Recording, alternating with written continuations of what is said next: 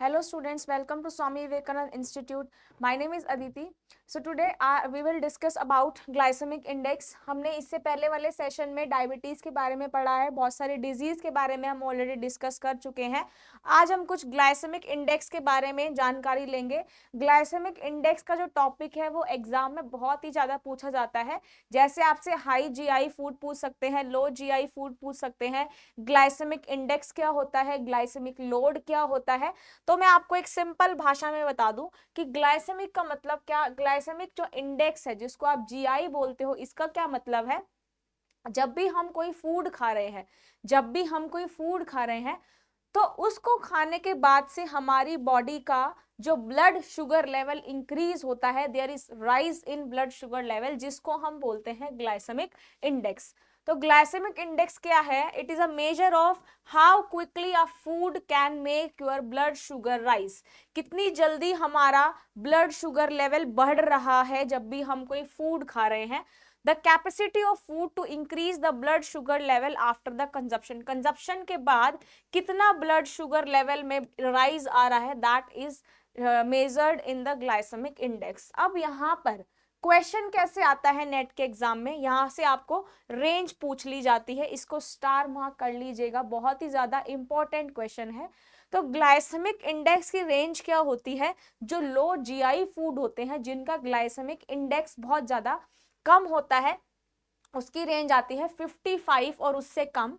Medium जो GI food होते हैं उसकी रेंज होती है 56 टू 69. और जो हाई जीआई फूड होते हैं जिसका ग्लाइसेमिक इंडेक्स बहुत ज्यादा होता है, उसकी रेंज होती है 70 और 70 से ज्यादा. तो जो हाई आपके ग्लाइसेमिक इंडेक्स वाले फूड है, यहाँ से क्वेश्चन बहुत ज्यादा एग्जाम में पूछे जाते हैं. कैसे पूछे जाएंगे? या तो आपसे वो रेंज पूछ लेंगे, या फिर आपसे वो खाने के बारे में पूछ लेंगे. अलग अलग फूड दे दिया जाएगा, उसमें बताना होगा आपको कि which food has a low glycemic index and which food has low glycemic index. तो आइए इसके बारे में हम डिस्कशन स्टार्ट करते हैं. तो यहाँ पर ग्लाइसेमिक इंडेक्स का क्या मतलब है? जब भी आप कोई फूड खा रहे हो तो कितना blood sugar glucose level body में राइज कर रहा है, how quickly a food can make your blood sugar level rise. तो यहाँ पर इसको हम बोलते हैं जीआई. अब जो जिसमें ऐसे फूड जिसमें आपके पास रिफाइंड कार्ब और शुगर है, जो इजीली डाइजेस्ट हो जाते, जो जल्दी डाइजेस्ट होते हैं, उसका हाई जीआई होता है. और ऐसे फूड जो कि प्रोटीन रिच, फैट रिच और हाई फाइबर वाले फूड जो होते हैं, उनका लो जीआई होता है. तो हाई जीआई किसका होगा? जो कि आपके पास रिफाइंड कार्ब और शुगर होगा, जो कि digest quickly, which the food which digest quickly, उनका हाई जीआई होगा. और ऐसे फूड जिनको टाइम लगेगा डाइजेस्ट होने में, उसको हम बोलते हैं लो जीआई फूड. और यहाँ पे जिसमें कोई कार्ब्स नहीं है, उसको हम असाइंड नहीं करते एज अ जीआई. जिसमें आपके meat, fish, poultry, nut, seeds, herb, spices and oils, ये सब ऐड होते हैं, इनका कोई जीआई नहीं होता. जीआई किसका होगा? जिसमें कार्बोहाइड्रेट मिलेगा.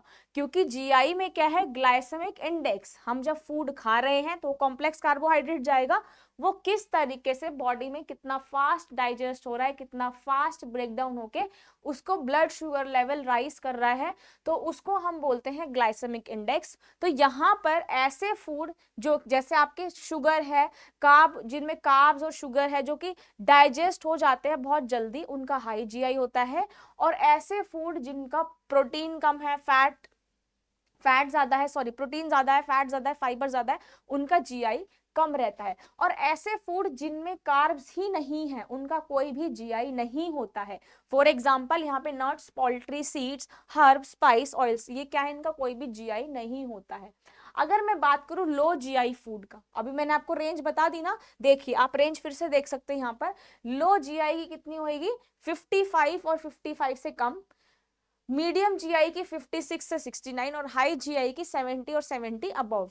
तो यहाँ पर जो लो जीआई फूड रहेंगे, जिनकी रेंज लेस देन 55 है, जो कि हाई डाइजेस्ट, जल्दी डाइजेस्ट हो जाते हैं, वो कौन कौन से फूड है? Soya product, beans, fruit, milk, pasta, grainy bread, oats and lentils, खिचड़ी, ये सब आते हैं, ठीक है। तो ऐसे फूड जिनका लो जीआई है ये क्या करते हैं, जल्दी डाइजेस्ट होते हैं, तो आप इसको लिख सकते हो डाइजेस्टेड क्विकली, जो कि जल्दी बॉडी में डाइजेस्ट होते हैं, उसको हम बोलते हैं low GI food. Whereas medium GI food, ठीक है, इसमें इसकी रेंज क्या होती है 55 टू 70, मतलब मीडियम, बहुत मीडियम रेंज में बॉडी में डाइजेस्ट हो रहे हैं, थोड़ा सा समय लगता है as compare to the low GI food. इसमें एग्जांपल क्या है, orange juice, honey, basmati rice, whole meal bread, ये सारे किसके एग्जांपल है, मीडियम जीआई के। Now if I talk about high GI food, तो हाई जिसका ग्लाइसेमिक इंडेक्स है उसकी रेंज क्या है यहाँ पर, ग्रेटर देन 70, ठीक है। Low GI food, high GI food कौन से हैं, हाई जीआई फूड कौन से थे जो हमने यहाँ पर एक्सप्लेन करा था, जो कि जल्दी डाइजेस्ट हो जाते हैं, हाई जीआई फूड, और लो जीआई फूड जिनको थोड़ा टाइम लगता है डाइजेस्ट होने में। तो यहाँ पर हाई जीआई फूड कौन से हैं, potatoes, white bread, short grain. देखिए यहाँ पे पोटैटोस है, व्हाइट ब्रेड है, sorry this is not digested quickly, not, ठीक है, क्विकली डाइजेस्ट नहीं होते हैं लो जीआई वाले फूड, यहाँ पे हमने पढ़ा था लो जीआई वाले फूड जो है वो क्विकली डाइजेस्ट नहीं होते हैं, और हाई जीआई वाले जल्दी हो जाते हैं, ये आएगा आपका क्विकली डाइजेस्टेड, ठीक है जी। यहाँ पे थोड़ी मिस्टेक हो गई है, तो ये जो क्विकली डाइजेस्टेड होते हैं जिनका जीआई बहुत ज्यादा होता है, अब क्यों, इसका रीजन क्या है, देखिए पोटैटोज है, व्हाइट ब्रेड है, शॉर्ट ग्रेन राइस है, इनमें कार्बोहाइड्रेट ज्यादा रहेगा, ठीक है, कार्बोहाइड्रेट ज्यादा रहेगा तो जीआई हाई होगा, ठीक है। जब हम कार्बोहाइड्रेट को खाएंगे तो there is quickly rise in the sugar, तो यहाँ पे हाई जीआई फूड कौन से हो गए, पोटैटो, व्हाइट ब्रेड और शॉर्ट ग्रेन राइस, जिनका हाई जीआई होता है। मीडियम जीआई रेंज करता है 55 to 70 and low GI food होते हैं less than 55। Now coming to the herbs and plant food, वो था आपका जीआई के बारे में। जीआई से क्वेश्चन आता है कि हाई जीआई फूड कौन से, लो जीआई फूड कौन से हैं, आपको एग्जाम्पल दे दिए जाएंगे, वहां से आपको बताना, जिसमें कार्बोहाइड्रेट ज्यादा होगा वो हाई जीआई फूड, जिसमें कार्बोहाइड्रेट कम होगा वो लो जीआई फूड। अब यहाँ पर हम बात करते हैं हर्ब्स एंड प्लांट फूड की, ठीक है। तो यहाँ पे आयुर्वेदा ने क्या रिकॉग्नाइज किया कि ऐसे कौन से फूड है जिसको हम ग्लाइसेमिक लोड को कंट्रोल कर सकते हैं, ठीक है। अब यहाँ पे कितना है, फेन्यूग्रीक, फेन्यूग्रीक आता है एक हर्ब और प्लांट जिसको आप मेथी बोलते हो, इसमें एक एल्कालॉइड होता है जिसको आप बोलते हो ट्राइगोनलिन। फेन्यूग्रीक का भी आपका जो साइंटिफिक नेम है वो ट्राइगोनलिन से ऐसे कुछ करके स्टार्ट होता है। तो यहाँ पे जो फेन्यूग्रीक है उसमें एक एल्कालॉइड रहता है जिसको हम बोलते हैं ट्राइगोनलिन, और फाइबर कंटेंट होता है, ठीक है। इसको हम ले सकते हैं सॉक्ड और पाउडर्ड फॉर्म में। ये जो तीन ऐसे है ना, ये आयुर्वेदा ने तीन ऐसे फूड जो है वो रिकॉग्नाइज किए थे जो कि ग्लाइसेमिक लोड को कंट्रोल करता है। डिफरेंस है ग्लाइसेमिक इंडेक्स और ग्लाइसेमिक लोड में, ग्लाइसेमिक इंडेक्स कितना ज्यादा ब्लड शुगर लेवल राइज हो रहा है, और ग्लाइसेमिक लोड कितने अमाउंट में वो सिक्रीट हो रहा है, कितना जल्दी राइस हो रहा है। तो यहाँ पे फेन्यूग्रीक में एक एल्केलॉइड प्रेजेंट होता है ट्राइगोनलिन, और उसमें फाइबर कंटेंट होता है जो कि ग्लाइसेमिक लोड को कंट्रोल करता है, लो रखता है। सॉक्ड, और इसको आप पाउडर्ड फॉर्म में ले सकते हो, जैसे आप सुबह में लेते हो मेथी के दाने को सॉक करते हो रात भर रख के, और फिर उसका पानी को शायद आप पीते हो उसके लिए, क्योंकि वेट लूज में भी ये हेल्प करता है, जो कि जीआई को कम करता है, ठीक है। नेक्स्ट यहाँ पे है जामुन। ये तीन फूड प्रोडक्ट्स भी पूछे जाते हैं एग्जाम में, तो इसलिए बहुत ही ज्यादा इंपॉर्टेंट टॉपिक है। फेन्यूग्रीक हो गया, सेकंड जामुन हो गया। जामुन में प्रेजेंट होता है अल्फा ग्लाइकोसाइडेज, ठीक है, अल्फा ग्लाइकोसाइडेज इनहिबिटर प्रेजेंट होता है, जो कि किससे सिमिलर है, अल्फा ग्लाइकोसाइडेज ड्रग से। ये भी क्या करता है, जीआई लोड को कम करता है ना। नेक्स्ट यहाँ पे आता है बिटर गार्ड, ठीक है। बिटर गार्ड, यहाँ पे बिटर गार्ड में क्या होता है, एक पेप्टाइड होता है, ठीक है, एक प्लांट लाइक आपका इंसुलिन होता है, तो ये भी क्या करता है, जीआई को कम करता है। तोरी, ठीक है, लौकी, ऐसे ये सारे जो हर्ब फूड है, प्लांट फूड्स है, ये सब क्या करते हैं, जीआई को कम करते हैं, ग्लाइसेमिक इंडेक्स को कम करते हैं। नेक्स्ट यहाँ पे अगर मैं अब हम पढ़ते हैं किडनी डिजीज के बारे में, ठीक है। किडनी डिजीज को हम कैसे मैनेज करते हैं, कौन कौन सी हमें डाइट लेनी चाहिए when we are suffering from a kidney disease. तो रीनल डिजीज जितनी भी होती है वो सारी किडनी से रिलेटेड होती है। फंक्शन क्या है किडनी का, पहले मैं अगर फंक्शन की बात करूं तो किडनी क्या करती है, जो आपके आयंस चैनल होता है ना किडनी में, सोडियम पोटेशियम क्लोरीन, इन सबके चैनल को, इन सबके आयंस को क्या करती है, कंसंट्रेशन इनका क्या करती है, मेंटेन करती है। ठीक है, वॉल्यूम रखती है, keep the volume of water in the body constant by removing extra fluid, extra fluids को रिमूव करती है। एक्स्ट्रा फ्लूइड किसकी फॉर्म में जाते हैं, जो वेस्ट होता है ना हमारे में नाइट्रोजनस वेस्ट, उसमें क्या आता है, यूरिक एसिड आता है, ठीक है, यूरिया आता है, अमोनिया के प्रोडक्ट्स आते हैं, ठीक है, अमोनिया होता है और कुछ सॉल्ट्स होते हैं, है ना। तो ये सारे क्या है आपके, जो किडनी है वो एक्स्ट्रा फ्लूइड को, जो एक्स्ट्रा वेस्ट है उसको रिमूव करती है। जब बॉडी में डाइजेशन होता है, एसिमिलेशन होता है जिसमें बॉडी एब्जॉर्ब कर लेती है फूड को, उसके बाद जो वेस्ट प्रोडक्ट बचता है बॉडी में, नाइट्रोजनस जो वेस्ट बचता है वो कौन सा वेस्ट होता है, यूरिया, यूरिक एसिड, अमोनिया और कुछ अमोनियम सॉल्ट्स। तो यहां पर किडनी का फंक्शन क्या है, उनको रिमूव करना, वेस्ट मटेरियल को रिमूव करता है ब्लड से और उसको बॉडी से यूरिन के थ्रू बाहर रिलीज आउट कर देता है। उसके बाद ये क्या करता है, एसिड बेस कंसंट्रेशन को मेंटेन करता है, बीपी को भी कंट्रोल करता है, it also regulate the blood pressure, pH को मेंटेन करता है। ठीक है, पीएच को कैसे मेंटेन करेगा, एक्सेसिव एसिड और बाइकार्बोनेट को रिलीज करके, क्योंकि यूरिन में जो बहुत सारे वेस्ट प्रोडक्ट होते हैं वो उसमें बाइकार्बोनेट्स भी होते हैं, ठीक है, और यहाँ पे आपके कुछ सॉल्ट्स भी होते हैं। तो किडनी क्या करेगा, उनको वेस्ट मटेरियल को बाहर निकाल देता है। हार्मोन प्रोड्यूस करता है कौन सा, इरिथ्रोप्रोटीन, ये याद रखना कि किडनी जो है इरिथ्रोप्रोटीन जो है हार्मोन रिलीज करता है, जो कि आरबीसी प्रोडक्शन को रेगुलेट करता है। ऑल्सो किडनी क्या करता है, एक्टिव विटामिन डी, जो विटामिन डी है उसको क्या करता है, प्रोड्यूस करता है, जो कि जब विटामिन रिलीज हो रहा है तो वो किसकी एब्जॉर्प्शन में हेल्प करेगा, कैल्शियम की एब्जॉर्प्शन में हेल्प करेगा, कैल्शियम फॉस्फोरस का जो चैनल होता है उसको मेंटेन करेगा। तो ये सारे किडनी के फंक्शन है, आयंस की कंसंट्रेशन को मेंटेन करना, वॉल्यूम बना के रखना, एक्स्ट्रा वेस्ट मटेरियल को बाहर निकालना, एक्स्ट्रा फ्लूइड को बाहर निकालना, पीएच को मेंटेन करना, और यहाँ पे हार्मोन जो इरिथ्रोप्रोटीन ब्लड हार्मोन जो है, जो आरबीसीज की प्रोडक्शन को रेगुलेट करता है, उसको प्रोड्यूस करना, और विटामिन डी जो है एक्टिव फॉर्म जो विटामिन डी का है उसको क्या करना, प्रोड्यूस करना, जिसकी वजह से कैल्शियम फॉस्फोरस चैनल मेंटेन रहता है, उनकी एब्जॉर्प्शन ये करता है। नेक्स्ट यहाँ पे आता है डायग्नोस्टिक टेस्ट, कैसे आप यहाँ पर देख सकते हो कि किडनी डिजीज है या फिर नहीं। तो यहाँ पे फर्स्ट डायग्नोस्टिक टेस्ट आता है किडनी फंक्शन टेस्ट, ठीक है, जिसको आप बोलते हो केएफटी, ये आपने बहुत सुना भी होगा। जब आपको किडनी की कोई प्रॉब्लम होती है, कोई सिम्टम आने लगते हैं तो डॉक्टर क्या बताता है कि आप केएफटी कराओ। केएफटी का मतलब क्या होता है, kidney field function test. First test यहाँ पे होता है सीरम क्रिएटिनिन टेस्ट, ठीक है। क्रिएटिनिन क्या होता है, क्रिएटिनिन क्रिएटिनिन में क्या होता है, creatinine is break down product of muscle protein creatinine, जो आपका मसल प्रोटीन है उसका ब्रेकडाउन होता है, ठीक है। तो यहाँ पर हम क्या करते हैं, सीरम क्रिएटिनिन को हम टेस्ट करते हैं, ठीक है। अगर किडनी नहीं काम कर रही होगी तो क्रिएटिनिन लेवल क्या है, बहुत ज्यादा हाई आएगा, ठीक है। क्रिएटिनिन प्रोटीन है ना, तो यहाँ पर मैंने बताया था जब हाई अमाउंट में प्रोटीन डिपॉजिट हो जाता है तो किडनी इफेक्ट होती है।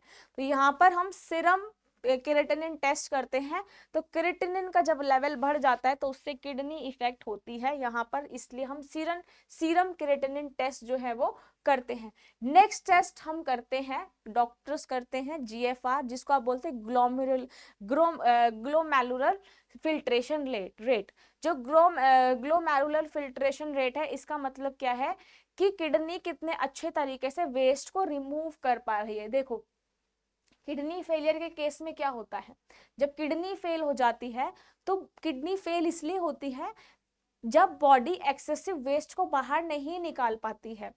तो वहां पर क्या है, जब बॉडी वेस्ट को बाहर नहीं निकाल पा रही है, तो जब वेस्ट नहीं निकल रहा है तो किडनी में वो वेस्ट एक्यूमुलेट होना स्टार्ट हो जाता है ना। अगर बॉडी वेस्ट बाहर नहीं निकाल पा रही है और वेस्ट कौन सा, urea, uric acid, nitrogenous waste, salt. तो जब ये बाहर नहीं निकाल पा रही है किडनी, उसको फिल्टर नहीं कर पा रही है, तो जाहिर सी बात है ना, बॉडी में ही तो जमा होगी ना सारे वेस्ट। तो उस केस में क्या होगा, जब बॉडी में वेस्ट सारे जमा होने लग जाएंगे तो किडनी फेलियर होती है। जब, इसलिए हम किडनी डायलिसिस करते हैं। डायलिसिस में हम सारी चीजों को रिमूव करते हैं, ब्लड को प्योरीफाई करते हैं। तो किडनी फेलियर के रिस्क से बचने के लिए हम क्या करते हैं, टाइम टू टाइम टेस्ट। यहाँ पर अगर आपको लगता है कि प्रॉब्लम है तो आप किडनी का टेस्ट कराओ, जिसमें डॉक्टर KFT कराने को बोलता है, which is kidney function test. इसमें ये सारे टेस्ट इंक्लूड होते हैं, सीरम टेस्ट हो गया, GFR हो गया, ब्लड यूरिन नाइट्रोजन, ये सारे टेस्ट होते हैं, ठीक है। तो यहाँ पे GFR क्या है, ग्लोमेरुलर फिल्ट्रेशन रेट, किस तरीके से किडनी, कितने अच्छे से किडनी वेस्ट प्रोडक्ट को बाहर निकाल पा रही है बॉडी से, उसको हम बोलते हैं GFR। नेक्स्ट यहाँ पे है, देखो जो मैंने किडनी फेलियर का बताया है ना, उसमें क्या है, there is accumulation of waste product, accumulation of waste products, ठीक है, जिसकी वजह से किडनी फेलियर के चांसेस बढ़ जाते हैं, क्योंकि there is accumulation of waste products. अगर मैं बात करूं नेक्स्ट टेस्ट की, which is blood urea nitrogen, जिसको आप बन बोलते हो, ठीक है। बन क्या है, ब्लड यूरिया नाइट्रोजन, मतलब urea comes from the breakdown of protein in food one eat. Urea कहाँ से आ रहा है, जो आप फूड खा रहे हो, जब फूड का ब्रेकडाउन हो रहा है, जब प्रोटीन्स का ब्रेकडाउन हो रहा है, वहां से आता है आपके पास यूरिया, ठीक है। तो यूरिया भी क्या एक वेस्ट प्रोडक्ट है, तो हम ब्लड यूरिया नाइट्रोजन टेस्ट करते हैं, जिसको आप बोलते हो बन। कई बार इसका फुल फॉर्म सिंपल बन लिखा आता है ऑप्शन में, तो स्टूडेंट्स बहुत ज्यादा कंफ्यूज हो जाते हैं कि ये बन है क्या। तो इसको आप फुल फॉर्म्स भी सबकी देखते रहिए यूनिट वाइज, ऐसा नहीं बोल रही मैं कि सिर्फ इसकी फुल फॉर्म देखनी है आपको, यूनिट वाइज जो आपके चैप्टर्स हैं, जितनी भी फुल फॉर्म आई हुई है हर एक यूनिट में, उसको आप एक पेपर पे नोट कर लीजिए। क्योंकि क्या होता है ना, जब एग्जाम आता है नेट का, उसमें आपके पास फुल फॉर्म ही दी जाती है, ठीक है। फुल फॉर्म मतलब क्वेश्चन डायरेक्ट नहीं आता फुल फॉर्म का, आपको ऑप्शन में दे दिया जाएगा, जैसे GFR लिख दिया, बन लिख दिया, तब क्या आप सोचोगे कि इनका क्या फुल फॉर्म है, कैसे आप एलिमिनेशन मेथड लगाओगे, कैसे आप आंसर्स निकालोगे। तो इसीलिए इस चीजों में प्रॉब्लम ना आए, आप लोग क्या करो, हर एक यूनिट वाइज फुल फॉर्म लिखते रहो, क्योंकि ऑप्शन में पूछा जाएगा फिर कंफ्यूज हो जाओगे। तो यहाँ पे बन हो गया, के GFR आ गया, ठीक है। ये सब चीजें बहुत कॉमन है, याद रखने के लिए बहुत ज्यादा जरूरी है।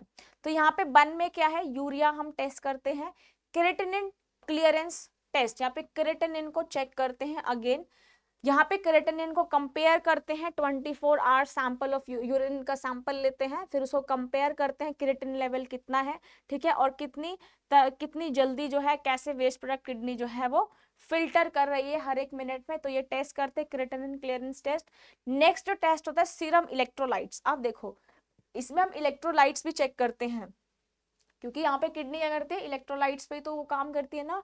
तो यहाँ पे सोडियम, पोटेशियम, क्लोरीन, फॉस्फेट, ये सारे इंक्रीज भी हो सकते हैं, डिक्रीज भी हो सकते हैं, depending on the kidney disorder.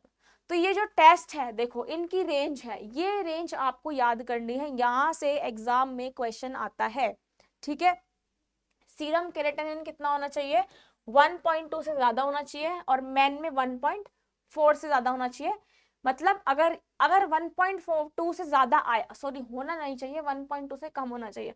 अगर 1.2 से ज्यादा आया वुमेन में, 1.4 से ज्यादा है मेन में, तो किडनी फंक्शन नहीं कर रही है प्रॉपरली। और नॉर्मल रेंज कितनी है सीरम क्रेटिनिन की, 0.7 टू 1.2। और अगर 1.2 से बढ़ गया तो मतलब किडनी आपकी खराब हो चुकी है। GFR रेट कितना होता है, नॉर्मल 90 होता है, और 90 से ऊपर हो सकता है। अगर GFR 60 आया या उससे कम आया तो किडनी प्रॉब्लम हो सकती है। बन कितना होना चाहिए, 7 टू 20 mg/dl, ये नॉर्मल रेंज है। सीरम सोडियम कितना होना चाहिए, 130 टू 148, एंड सीरम पोटेशियम कितना होना चाहिए, 3.5 to 5.5 milliequivalent per litre. अब यहाँ पर हम किडनी के केस में डाइट मैनेजमेंट कैसे कर सकते हैं, देखिए ये वाला टर्म, ये वाला आपको बहुत जरूरी है लर्न करना। यहाँ से क्वेश्चन आता है GFR कितना होना चाहिए, नॉर्मल 90 होता है, ठीक है। लो लेवल आ गया तो किडनी प्रॉब्लम हो जाएगी। बन क्या रेंज है, सीरम क्रेटिनिन लेवल का क्या रेंज है। अब हम बात करते हैं कैसे हम डाइट मैनेज कर सकते हैं, ठीक है। तो यहाँ पर किडनी की प्रॉपर फंक्शनिंग के लिए क्या चाहिए आपको, नॉर्मल फ्लूइड लेना है, इलेक्ट्रोलाइट्स आपको कंज्यूम करने हैं, ठीक है, मेंटेन करना है अपने न्यूट्रिशनल पैटर्न या फिर अपनी ईटिंग पैटर्न्स को क्या करना है, चेंज करना है ना। नेक्स्ट यहाँ पे क्या है, रीनल डिसऑर्डर्स ना हो तो आपको एक वेल बैलेंस डाइट लेनी है। डाइट को कैसे मॉडिफाई करना है, प्रोटीन देखना है आपको, कितना प्रोटीन ले रहे हो, कैसे आप इलेक्ट्रोलाइट ले रहे हो, स्पेशली किस पे फोकस करना है, सोडियम एंड पोटेशियम पे और फ्लूइड्स पे। ठीक है जी। नेक्स्ट यहाँ पे क्रॉनिक किडनी फेलियर, जो किडनी फेलियर वही जो मैं आपको बता चुकी हूँ ना कि जब बॉडी में एक्सेसिव वेस्ट जो है वो एक्यूमुलेट होना स्टार्ट हो जाता है तो किडनी फेलियर हो जाता है। तो यहाँ पर क्या है, रीनल फ्लो कम हो जाता है, नेफ्रॉन में लॉस हो जाता है, there is loss of nephron जो which is the unit of kidney. तो ठीक है, ब्लड जो रीनल ब्लड फ्लो वो कम हो जाता है, जीएफआर रेट जो है वो एकदम से कम हो जाता है, जिसको आप बोलते हो यूरीमिया स्टेज, मतलब जिसमें यूरिन जो है वो ज्यादा आने लगता है क्योंकि ब्लड फ्लो डिक्रीज हो गया, जीएफआर रेट जो है वो कम हो गया। तो यूरीमिया एक कंडीशन है जब रीनल फंक्शन प्रॉपर नहीं कर पा रहा है और यूरिया ब्लड में रह गया। ठीक है, जब ब्लड में यूरिया डिपॉजिट हो जाता है उस कंडीशन को आप बोलते हैं यूरीमिया। ठीक है, तो यहाँ पे जब ब्लड में यूरिया जमा हो गया तो किडनी फेल होने के चांसेस है ना, क्योंकि यूरिया भी क्या है, एक आपका वेस्ट प्रोडक्ट है ना। तो वेस्ट प्रोडक्ट है यूरिया, जब ब्लड में वो एक्यूमुलेट हो गया तो किडनी फेलियर के चांसेस बढ़ जाते हैं। तो इस कंडीशन को आप बोलते हो यूरीमिया। ये भी क्वेश्चन आता है कि यूरीमिया क्या है। यूरीमिया मतलब जब ब्लड में यूरिया की अमाउंट डिपॉजिट हो गई उसको आप बोलते हैं यूरीमिया। जीएफआर रेट कम हो जाता है, सोडियम पोटेशियम वेस्ट जो है वो बॉडी में एक्यूमुलेट हो जाते हैं, जिसकी वजह से हाइपरटेंशन भी हो सकती है और हाइपर कैलमिया, हाइपर मींस ज्यादा, कैलमिया मींस पोटेशियम, पोटेशियम की अमाउंट ज्यादा हो जाती है। कैल्शियम फॉस्फोरस बैलेंस बिगड़ जाता है, आरबीसी प्रॉपर सिंथेसाइज नहीं कर पाते किडनी फेलियर में। यूरिमिक पेशेंट में क्या क्या न्यूट्रिशनल प्रॉब्लम आती है, अगर किसी के ब्लड में यूरिया जम गया है, urea deposit in the blood, तो यहाँ पे कौन कौन सी प्रॉब्लम आ सकती है। फर्स्ट प्रॉब्लम है एनोरेक्सिया, मतलब भूख नहीं लगना। ठीक है, एपेटाइट नहीं लगना, भूख नहीं लगती है, खाने का मन नहीं करता है, क्योंकि यहाँ पे ब्लड यूरिया बढ़ गया है, ब्लड में यूरिया बढ़ गया है तो भूख नहीं लगेगी। मेटाबॉलिक एबनॉर्मेलिटीज आ जाएंगी क्योंकि पुअर प्रोटीन और एनर्जी की वजह से यहाँ पे प्रोटीन का जो मेटाबॉलिज्म है वो डिस्टर्ब हो जाता है, जिसकी वजह से वेस्टिंग हो जाता है, मतलब वेट लॉस जो है वो हो सकता है। ठीक है, कभी देखना जिसमें को किडनी प्रॉब्लम है वो वेट लॉस उसमें जनरली ज्यादा देखने को मिलता है, क्योंकि यहाँ पे प्रोटीन मेटाबॉलिज्म एकदम बिगड़ जाता है। न्यूट्रिएंट्स का लॉस हो जाता है क्योंकि जीएफआर रेट कम हो जाता है, इसलिए डायलिसिस करना पड़ता है क्योंकि ग्लोमेरुलर फिल्ट्रेशन रेट जो है वो कम हो जाता है। न्यूट्रिएंट्स का लॉस हो जाता है जिसकी वजह से माल न्यूट्रिशन की कंडीशन भी आ सकती है। प्रोटीन इनटेक क्या है, प्रोटीन इनटेक में आपके पास यूरिया जब उसमें बढ़ जाता है तो यहाँ पर प्रोटीन इनटेक कितना रिड्यूस कर देना चाहिए, क्योंकि ज्यादा प्रोटीन खाने से भी किडनी इफेक्ट हो जाती है, इसलिए बोलते हैं प्रोटीन का कम कंजप्शन करें। तो प्रोटीन का इनटेक कितना रखना है, 0.55 टू 0.6। ठीक है, क्योंकि यूरिया जमा हो जाता है ब्लड में तो प्रोटीन इनटेक को हम रिड्यूस करते हैं।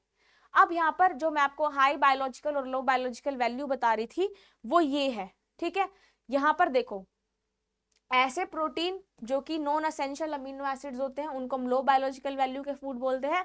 हाई बायोलॉजिकल वैल्यू फूड होते हैं जिसमें एसेंशियल अमीनो एसिड्स होते हैं। और अमीनो एसिड्स जिनको बॉडी सिंथेसाइज, एसेंशियल कौन से हैं जो कि हमारी बॉडी में जरूरी है, नॉन एसेंशियल जो कि जरूरी नहीं, नॉन एसेंशियल जो कि बॉडी में जरूरी नहीं है लेकिन बॉडी उसको बना रही है, और एसेंशियल जो कि हमारी बॉडी में जरूरी है बट बॉडी उसको नहीं बना पा रही है। तो नॉन एसेंशियल हमारी बॉडी में जरूरत नहीं है लेकिन उसको बॉडी बना रही है, इसकी बॉडी को जरूरत है लेकिन ह्यूमन बॉडी इसको नहीं बना पा रही है। अब लो बायोलॉजिकल वैल्यू फूड कौन से आ गए, ग्रेन, नट्स, सीड, लेग्यूम्स, ये सारे लो बायोलॉजिकल है। हाई बायोलॉजिकल वैल्यू किसकी होती है, सबसे ज्यादा होती है एग्स की, विच इज 100। ठीक है, eggs, dairy, lean meat, fish, ये सारे आते हैं हाई बायोलॉजिकल फूड्स जो कि असेंशियल है, मतलब हमारी बॉडी में जरूरी है बट बॉडी उसको बना नहीं पा रही है। तो किडनी के केस में अब क्या करना है, सफिशिएंट कैलोरीज आपको लेनी है कार्बोहाइड्रेट फैट की फॉर्म में, ताकि जो प्रोटीन है कार्बोहाइड्रेट के साथ वो भी आपका नॉर्मल हो जाए, प्रोटीन मेटाबॉलिज्म भी नॉर्मल हो जाए। ठीक है, आइडियल बॉडी वेट मेंटेन करने के लिए कैलोरीज लेनी चाहिए। सोडियम का इंटेक कितना करना है, 2 to 6 ग्राम पर डे। ठीक है, जब पेशेंट को एनोरिक या ओलिगोरिक फेस हो तो सोडियम इनटेक को कम कर देना है, मतलब एक्सेसिव यूरिन आ जाए। ठीक है, तो यहाँ पर जो सोल्ट के अमाउंट को कम करना है। ज्यादा सोडियम से हाइपरटेंशन भी हो सकता है, एडीमा स्वेलिंग भी हो सकती है, और बहुत कम से आपका जीएफआर रेट भी कम हो सकता है, या फिर हाइपोएट्रीमिया भी हो सकता है। तो यहाँ पर सोडियम इनटेक को क्या करना है, रिड्यूस करना है depending on the patient condition. Potassium intake कितना रखना है, अगर किसी पेशेंट का जीएफआर 15 से कम है तो उसको पोटेशियम बिल्कुल कम खाना है। ठीक है, अदरवाइज आपको क्या होगा, हाइपर कैलेमिया, पोटेशियम की अमाउंट जो है बॉडी में बढ़ जाएगी। Milk, meat, fish, fruit, vegetable, इसमें आपका पोटेशियम पाया जाता है। कैबेज, पिंक, रेडिश, टिंडा, लेटिस, बीटरूट, ये सब जिनमें लो पोटेशियम है, ये वाले फूड्स कंज्यूम करने हैं ताकि हाइपर कैलेमिया ना हो।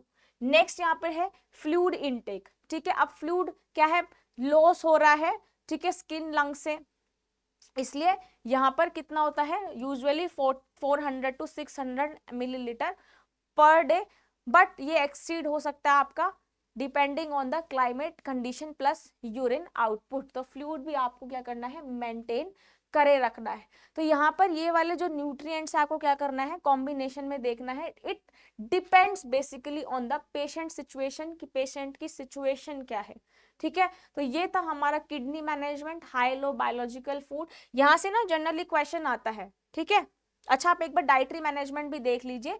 यहाँ पर कैलोरीज कितनी लेनी है, 30 से 35 किलो कैलोरीज पर केजी, लेकिन डायलिसिस चल रहा है तो 35, डायलिसिस फेज में प्रोटीन का कितना है, 0.55 टू 6.6, ठीक है, केजी पर बॉडी वेट, और हाई बायोलॉजिकल वैल्यू का 0.35।